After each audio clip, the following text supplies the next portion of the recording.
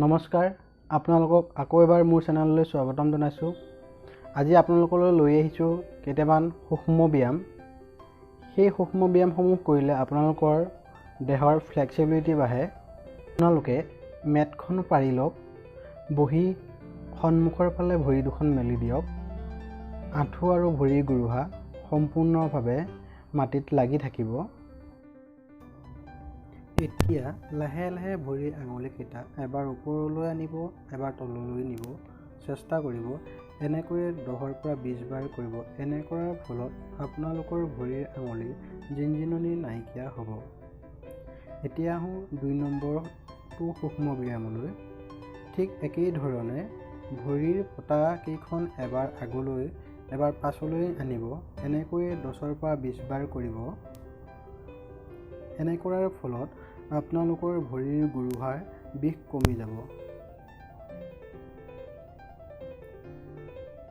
এতিয়া আহোঁ পৰৱৰ্তী সূক্ষ্ম ব্যায়ামলৈ। ঠিক একেই ধৰণে দুয়োখন ভৰিৰ পতা এবাৰ ক্লকৱাইজ আৰু এণ্টি ক্লকৱাইজ ঘূৰাব। 1ৰ পৰা 10 বাৰ ঘূৰাব। এনে কৰাৰ ফলত আপোনালোকৰ ভৰিৰ গাঁঠি, ভৰিৰ গুৰুহাৰ বিষ আৰু ৰক্ত সঞ্চালন বৃদ্ধি পাব। এটা কথা মনত ৰাখিব, আপোনালোকৰ ভৰিৰ আঁঠুকেইখন ভাঁজ খাই নাহিব আৰু স্বাভাৱিকভাৱে আপোনালোকৰ শ্বাস লৈ লৈ এনেদৰেই কৰিব।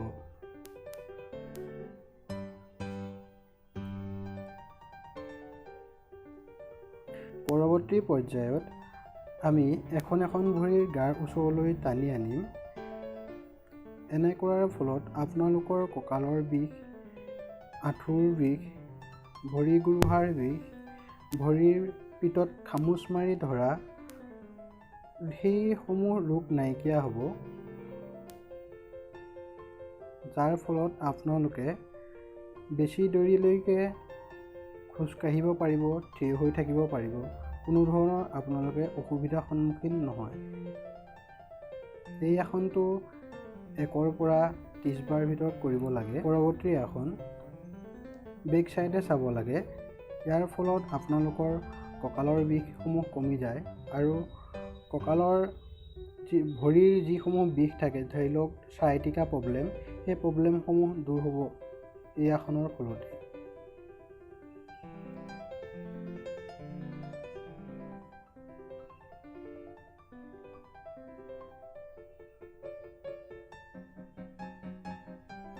এই আসনটো ঠিক 20ৰ পৰা 30 বাৰ ভিতৰত কৰিব লাগে। এতিয়া আহক পৰৱৰ্তী আসনটোলৈ। পৰৱৰ্তী সূক্ষ্ম ব্যায়ামটো হৈছে আপোনাৰ বাটাৰফ্লাই। প্ৰথমে ভৰি দুখন মেলি বহিব। তাৰ পাছত ভৰি দুখন ভাঁজ কৰি দুই ভৰিৰ গুৰুহা আৰু ভৰিৰ তলুৱা পৰস্পৰযুক্ত কৰি দুই হাতেৰে ভৰিৰ উদ্ধৃত অংশখিনি চেপি ধৰি দুই ভৰিৰ ভাঁজ কৰা আঁঠু দুটা পখিলাৰ পাখিৰ দৰে তল ওপৰ কৰাৰ নিচিনাকৈ অলপ সময় কৰিব। এই আসনটো আপুনি 5 মিনিট সময় কৰিব লাগে। ইয়াৰ উপকাৰিতা হৈছে কিডনীৰ সংক্ৰমণ, যাৱতীয় ৰোগসমূহ নিৰাময় হয়। এই আসন ঠিক একেই ধৰণে হাতৰ আঙুলিসমূহ অগা পিছা কৰিব। ভৰিৰ আঙুলি যেনেধৰণে কৰিছিলে ঠিক সেই ধৰণেই হাতৰ আঙুলিসমূহ অনা নিয়া কৰিব। ইয়াৰো সেই একেই সুফল পাব।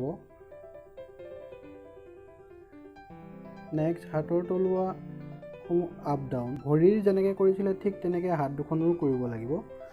ভৰিৰ যিসমূহ বেনিফিট আছিলে হাতৰো সেই একেই বেনিফিটসমূহেই উপলব্ধ হ'ব আপোনালোকৰ কাৰণে।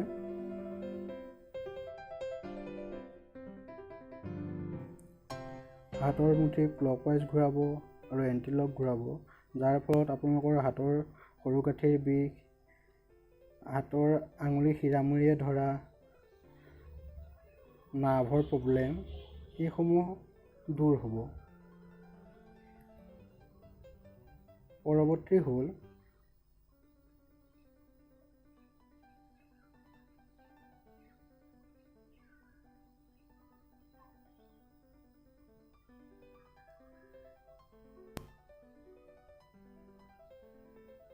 এই আসনটো 20 বাৰৰ পৰা 30 বাৰৰ ভিতৰত কৰিব লাগে।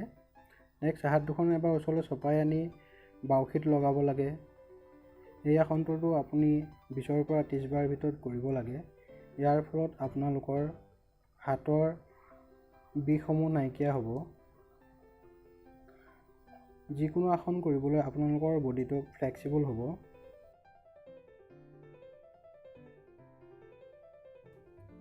এতিয়া হাতৰ বাউসী ঘূৰাম।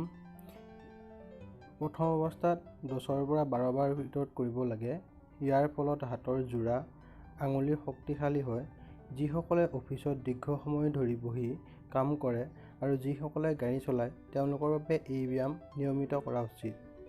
এই ব্যায়াম কৰিলে ইয়াৰ উপকাৰিতাসমূহ হৈছে স্পণ্ডলাইটিছ ৰোগীসকলে কৰা উচিত। ইয়াৰ ফলত কান্ধৰ যোৰা আৰু কিলাগুটিৰ বিষ কমিব।